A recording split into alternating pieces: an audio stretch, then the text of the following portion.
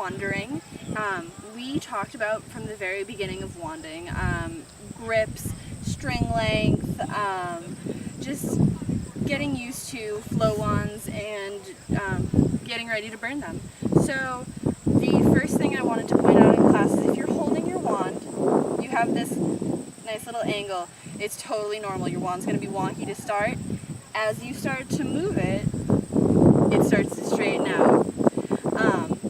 From here, we worked on moving back and forth, playing with levels, moving back and forth in between those levels, trying to go slow, so to control the wand. From there, we talked about kind of stalling the wand. So to achieve that, we're picking our hands up. So if you're kind of all the way around, just going and bring your hands up, the wand stops and kind of stands at attention. Another nice way to achieve that same visual is to extend out. So to extend out causes it to stop and do the same thing. From there, we talked about this fun thing that you see all the time where people are kind of just hanging out and then they'll go behind their back.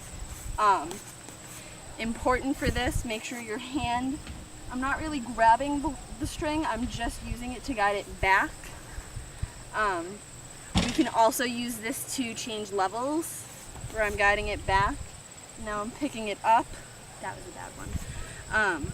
I'm guiding it over and I'm picking it up to bring it up and around. So, down by my hip.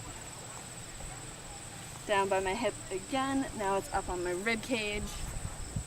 Changing levels by using our hand to guide the wand. Lastly, we talked about circles. You can do circles with the wand in front of you. That's kind of boring. You can do circles in front of you this way, which is a little bit more visually interesting. You can go over your head. You can go over your head and under your legs. Flowy pants are not your friend when you're using your legs with your flow wand. The last thing we talked about is purging.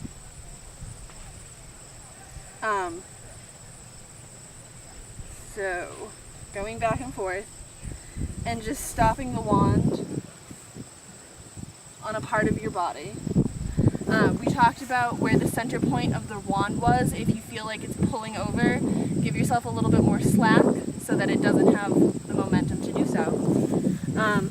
The last part of the class was kind of just talking about getting ready for burning tonight, correcting if your wand's all wonky and you're on fire and you're not happy with it.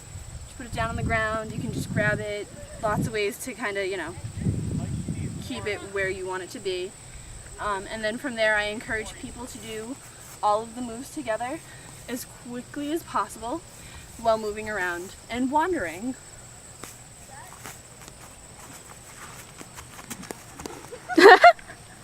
Cut that part out.